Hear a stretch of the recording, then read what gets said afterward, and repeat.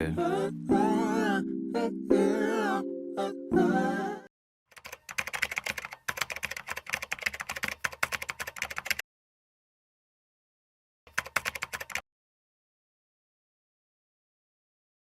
je me suis rabaissé, etc.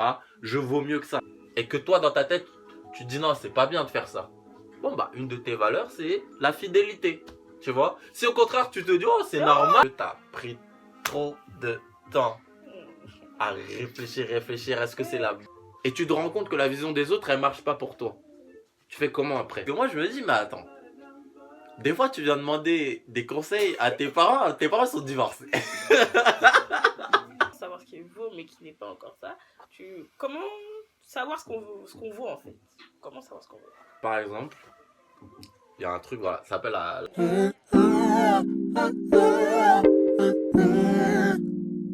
Yeah.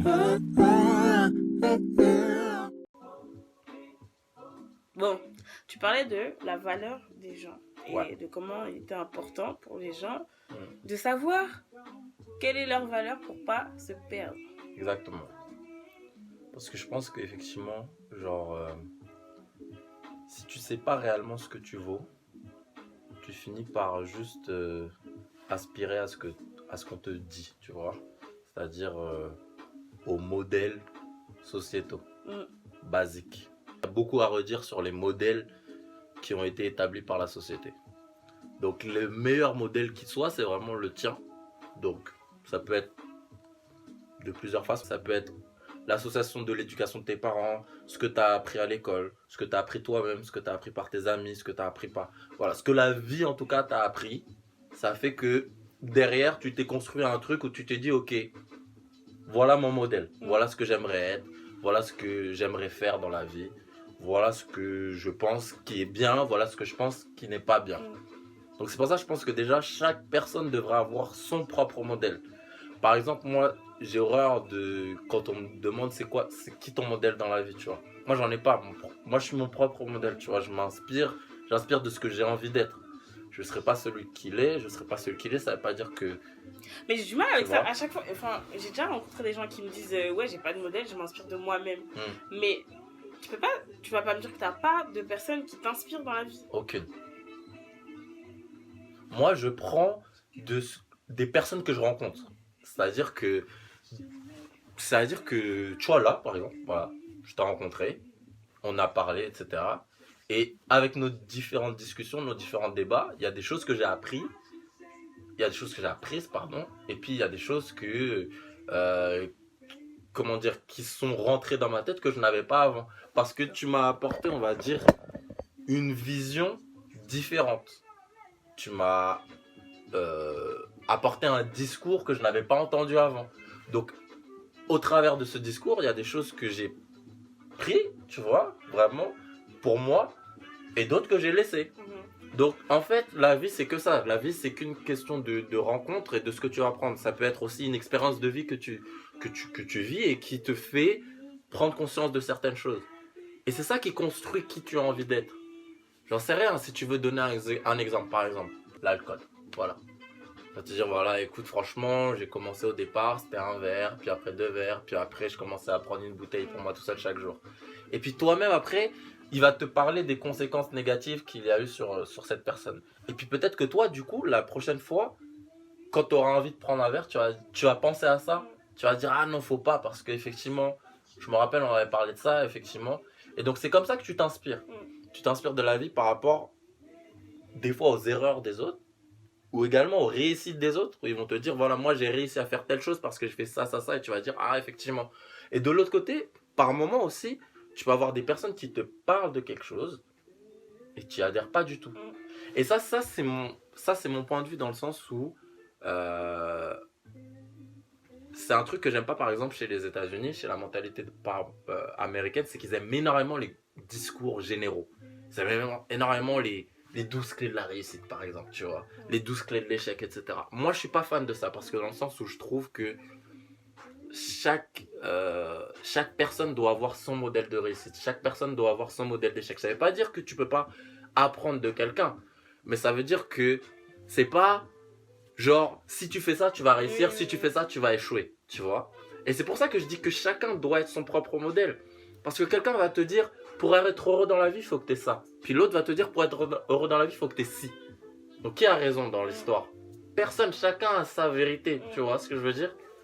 Et du coup, à partir de là, pour ne pas être perdu, il faut que tu saches ce que toi tu veux, ce que toi tu veux. Et c'est pour ça que je dis qu'il faut faire en sorte, le plus possible, de se détacher des visions des gens et de considérer soi-même.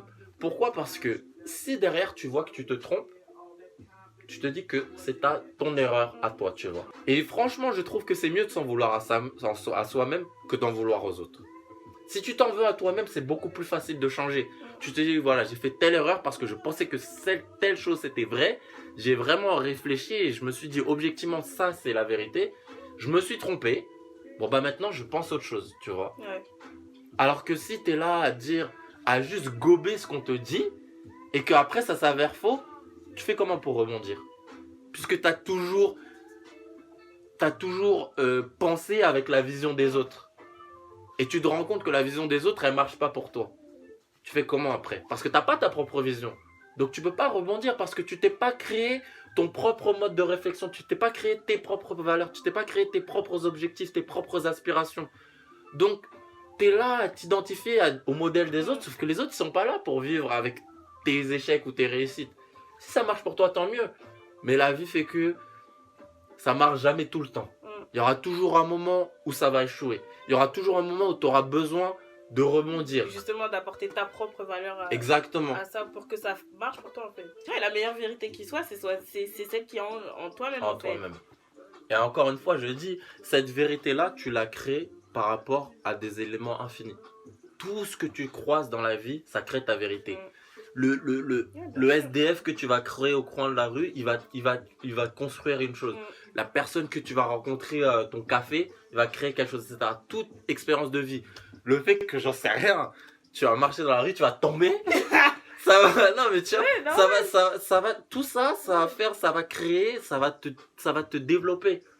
Donc c'est pour ça, je dis, il y a des gens qui se basent trop sur les expériences des autres. Constamment se comparer aux autres. Ah mais oui, mais un tel a fait ci, ça n'a pas marché. Ah mais faut arrêter. Si par exemple ce que toi tu veux et ce que tu vaux concorde avec quelqu'un qui a déjà les valeurs que tu veux, tu vois, et que tu le vois ou que tu le ressens en tout cas, et que tu t'identifies à ça. Ok.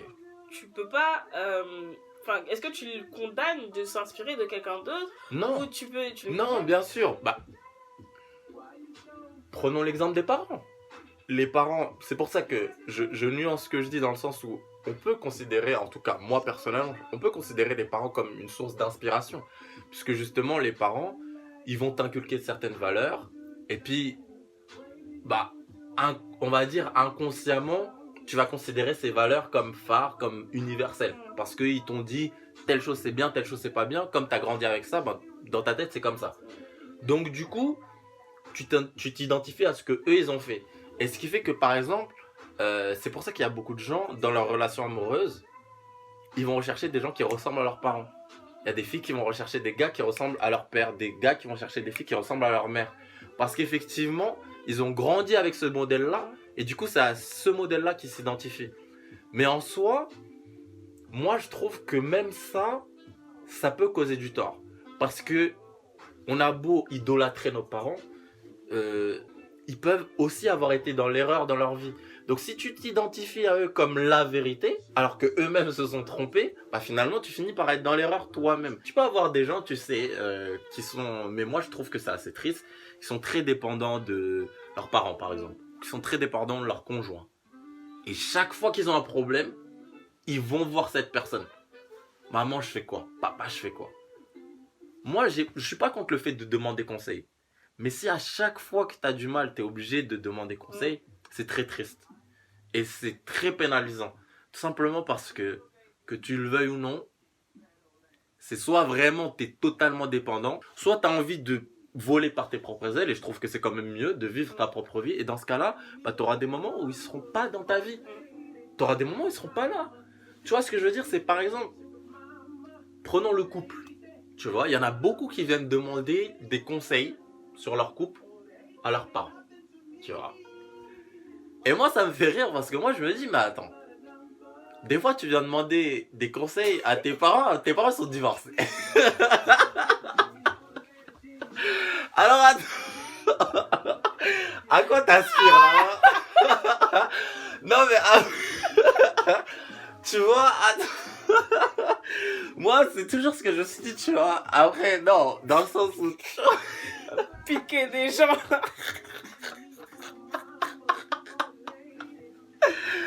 T'es là, tu viens considérer les paroles de ta mère ou les paroles de ton père comme paroles d'évangile, alors que même ils ont échoué. J'ai dit, je suis pas contre le fait de demander des conseils, je suis contre le fait de prendre ce qu'on te dit sans trier. Il faut vraiment avoir une approche, prendre du recul dans chaque chose qu'on te dit. Moi, ma mère, honnêtement, c'est peut-être la personne auprès de qui je prends le plus de conseils. Mais à chaque fois, je trie. À chaque fois, je prends du recul.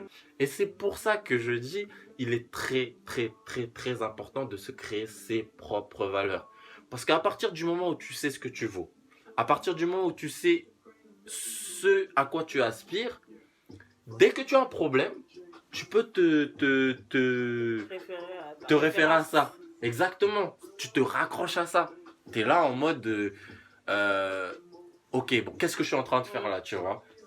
Quand tu as un choix à faire et tout, une décision à prendre, tu te réfères à ça en te disant, attends, est-ce que c'est le bon? Et de l'autre côté, quand tu fais une erreur, tu peux au contraire te dire, non, c'est pas ça que je vaux. Là, je me suis rabaissé, etc. Je vaux mieux que ça. Donc, du coup, tu rattrapes le coup. Mais pour ça, il faut vraiment savoir de façon précise ce que tu vaux et ce que tu veux. Ça, c'est... En t'inspirant de ton expérience, toi, avec le fait que tu connaisses ce que tu vaux aujourd'hui, qu'est-ce que tu conseillerais à quelqu'un qui ne sait pas encore ce qu'il vaut, ou bien qui pense savoir ce qu'il vaut, mais qui n'est pas encore ça? Comment savoir ce qu'on vaut, en fait? Comment savoir ce qu'on vaut? Par exemple, il y a un truc, voilà, ça s'appelle la conscience, tu vois. Je pense que tout le monde en a eu. Je pense que juste qu'il y a des personnes qui choisissent de la faire entendre plus que d'autres. Il y a des gens qui choisissent de la mettre sous silence. Il y a des gens qui choisissent de la mettre au contraire vraiment en volume maximum. Moi, je conseille de mettre ta conscience en volume maximum. C'est-à-dire que quand tu vois telle chose, ta conscience, en plus c'est quelque chose de naturel, tu sais ce que tu en penses. C'est quand tu vois une personne par exemple, tu sais comment tu la trouves. Quand elle te parle, tu sais comment tu la trouves. Après, c'est juste que par moment, tu l'assumes pas. Tu vois, il y a des gens qui veulent se voiler la face. Il y a des gens qui font des choses, leur conscience leur dit que c'est pas bien, mais ils le font quand même. Parce qu'ils se voilent la face. Et ils n'ont pas envie d'écouter leur conscience. Tu vois ce que je veux dire? Mais la conscience, c'est la chose la plus naturelle au monde. Parce qu'elle résonne que tu le veuilles ou non. Tu penses toujours quelque chose de ce que tu vois. C'est pour ça que j'ai dit, la neutralité pour moi, elle n'existe pas. Quand on te dit, tu sais, il y a ce fameux avis, ne jugez pas les gens. Faut pas juger. Comment ça, faut pas juger? Comment tu veux ne pas juger? C'est impossible de ne pas juger. On est né avec une conscience. Non. On est né avec un autre sujet. Non mais attends. On va débattre de ça. Non, attends. Ne pas juger. Ok. Moi, je repars vraiment de la base du jugement. Jugement pour moi, la définition la plus stricte, c'est penser quelque chose. En penser quelque chose. Ce que tu vois, ce que tu entends, tu en penses forcément quelque chose. Tu en fais forcément une analyse. Tu ne peux pas ne rien en penser. Tu vois quelque chose, tu vois cette chaise, tu vois cette lumière, tu penses, est-ce qu'elle est belle, tu en penses quelque chose. La vie totalement neutre, pour moi, n'existe pas. Oui. Pour moi, la vie est toujours nuancée un minimum. Maintenant, quand on dit...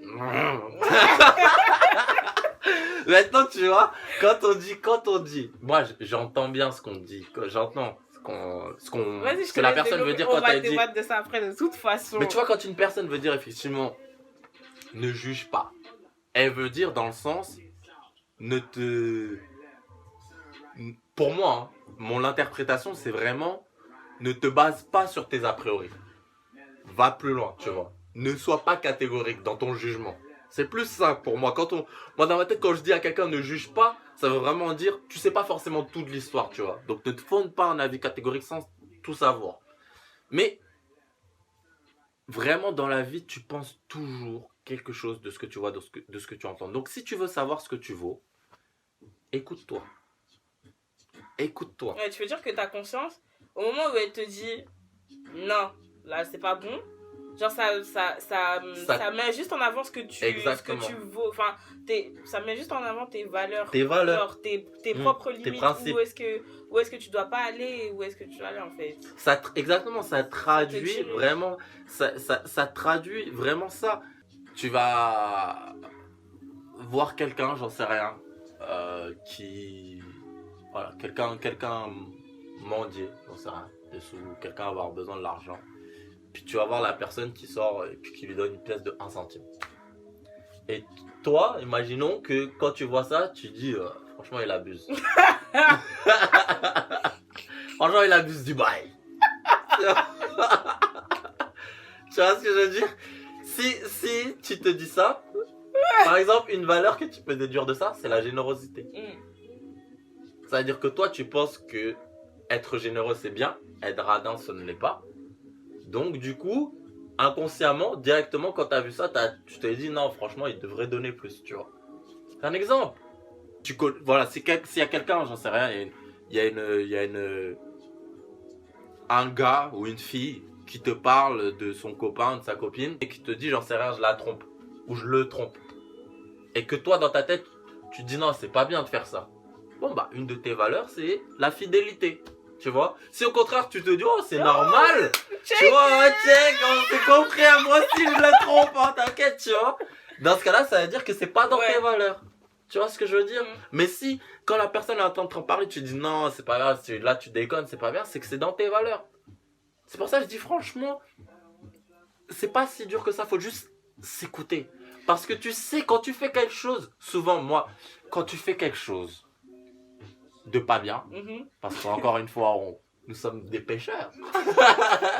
Quand tu fais quelque chose que tu considères comme mauvais, comme pas bon, comme malsain, comme vicieux, tu le sais. Maintenant les gens vont venir te dire non je savais pas, etc., que c'était mal. Mais quand tu le fais, toi tu as conscience de ça. Et est-ce que tu penses que là toutes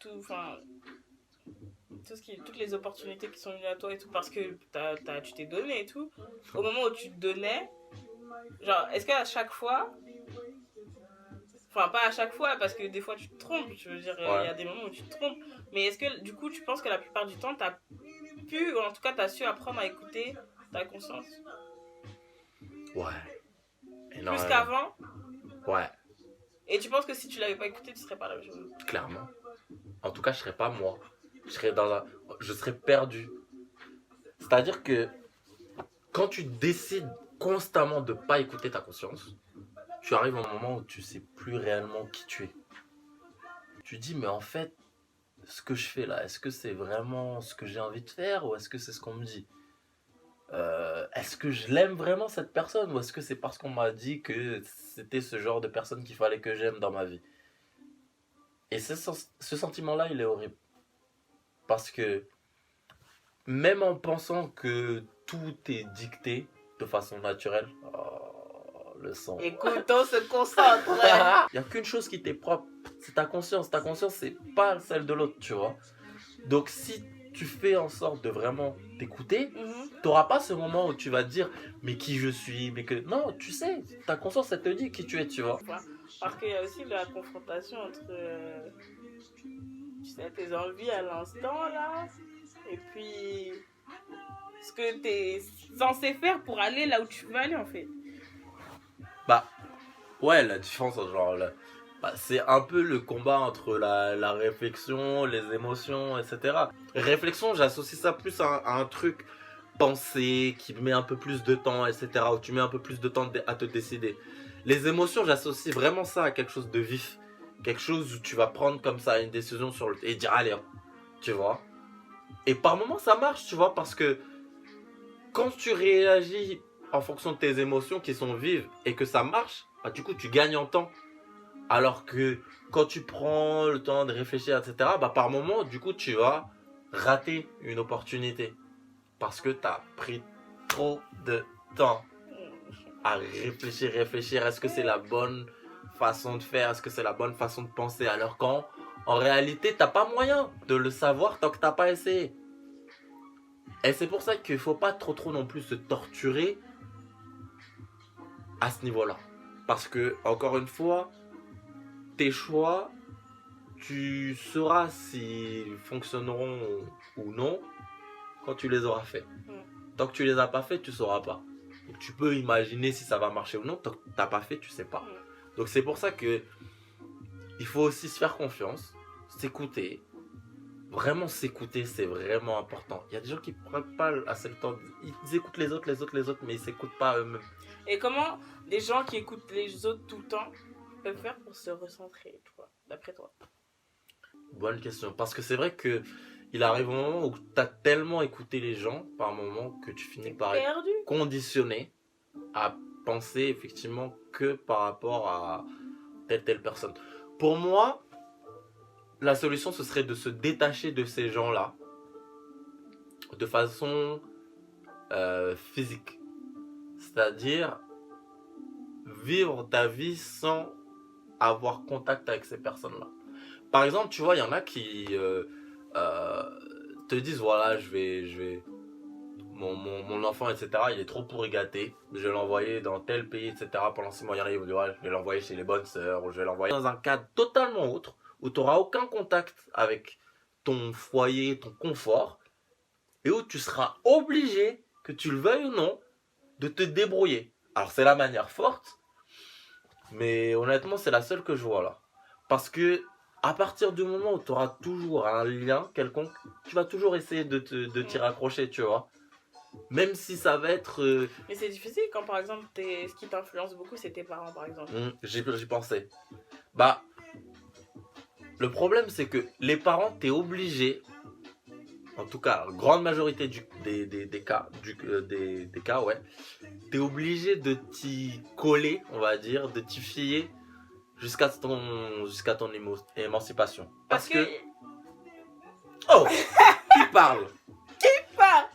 Non, parce que, attends, juste pour faire, parce que il t'offre le couvert, il t'offre la maison, il t'offre, etc. Et donc, à partir du moment où c'est eux qui te logent, c'est eux qui te nourrissent, etc., c'est difficile de leur dire fuck à tout ce que vous me dites, etc. Il y en a qui font ça, mais c'est compliqué. Ça s'est passé comment? Genre, quand t'as dit fuck à mes parents. Au moment où t'es parti, ou t'étais déjà chez toi en fait? Même pas au moment que je suis parti, au moment où j'ai décidé de changer de carrière. Parce que je pense que... T'étais encore chez tes parents à ce moment? Non. Regarde, même quand tu pars chez tes parents, tu peux encore dépendre d'eux. Hein. Partir de chez parents de façon physique, ça veut pas dire que tu dépends pas d'eux. Oui. Déjà, il y a un truc pour lequel tu dépends toujours d'eux, c'est financièrement. Donc, s'ils te payent tes études, tu peux être à 1000 km, tu dépends toujours d'eux. Ouais, ils arrêtent de te faire ton virement, tes études, elles s'arrêtent. Tu vois ce que je veux dire? Donc, moi, en tout cas, pendant 3 ans, je sais qu'après encore être parti chez mes parents, ils me donnaient encore une certaine somme. C'est eux qui me payaient mon appartement, c'est eux qui me payaient mes études.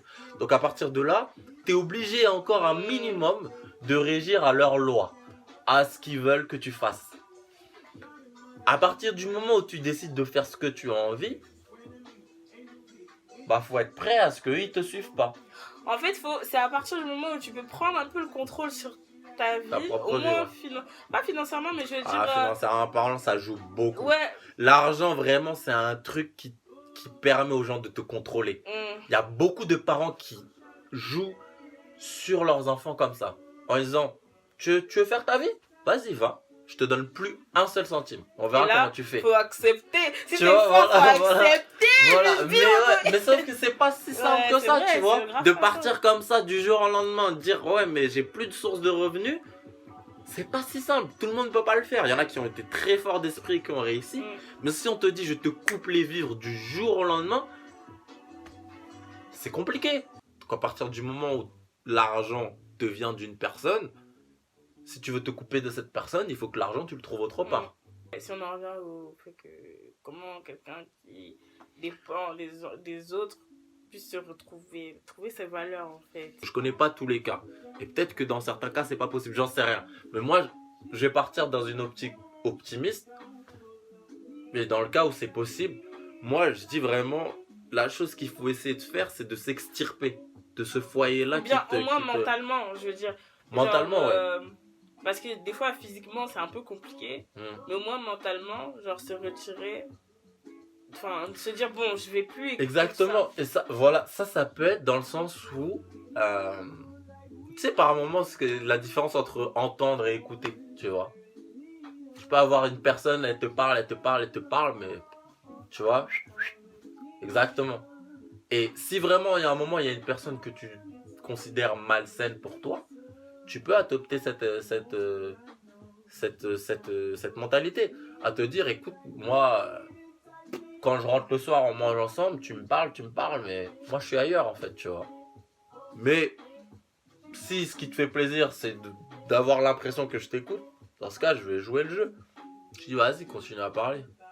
Mais parce qu'on est dans un monde où on se doit d'être un minimum poli et respectueux, tu lui dis pas, vas-y, tais-toi. Moi, je suis pas là-dedans. Si je veux plus te parler, on se parle plus. Non, j'arrête. Faut arrêter d'être hypocrite. On s'est mis par moment, ça sert. Arrête. Faut arrêter. Non, les bonnes par manières, moment, ça sert. Okay, tu vois, t'es là, tu tapes le sourire, tu hoches la tête un peu quelquefois. Ça dure 5 minutes. En physique? Oui, physiquement. Bon, et comme ça, la personne, après, voilà, tu la froisses pas. Oui. T'es pas dans le conflit. Et puis voilà, la personne, elle part. Et puis finalement, toi, t'as gardé les mêmes idées, tu vois. Parce qu'on vit en société, c'est compliqué de dire va te faire foutre à chaque personne. Tu vois ce que je veux dire? Invivable, la personne. Tu peux pas. Il y a des moments où t'es obligé d'écouter, même si t'es obligé d'entendre, au moins. Ouais. Mais en tout cas, pour trouver sa valeur, c'est pas... Enfin, moi, je conseillerais aux gens de vraiment s'isoler. Dans le sens où... Ouais. Se retrouver avec eux-mêmes. Se retrouver avec vous-même, genre... Je sais pas, écrivez...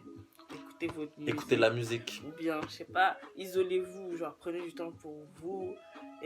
Discutez avec vous-même, en fait. Faites des activités qui vous ressemblent. Et genre, même si vous en avez pas, et dans lesquelles vous pouvez être seul, Trouvez-en. Genre, il faut se trouver ses valeurs. C'est un moment où tu dois trouver qui t'es, en fait. En vrai de vrai. Moi, je le dis personnellement, moi, mon truc, c'est très simple. C'est être dans ma chambre avec mon casque et ma musique.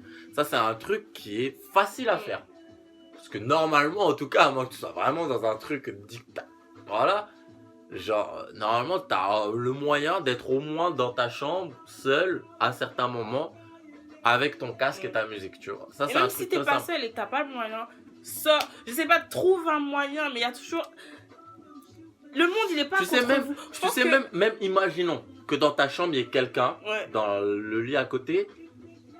Moi, je dis la musique parce que c'est vrai que avec ton casque, etc., tu peux même oublier qu'il y a quelqu'un qui est à côté de toi, tu vois. Et le but, c'est pas forcément d'être seul physiquement, c'est dans ta tête que tu sois seul, tu vois. Voilà. Et c'est très important de se retrouver avec soi-même, de se poser des questions, de se parler, etc.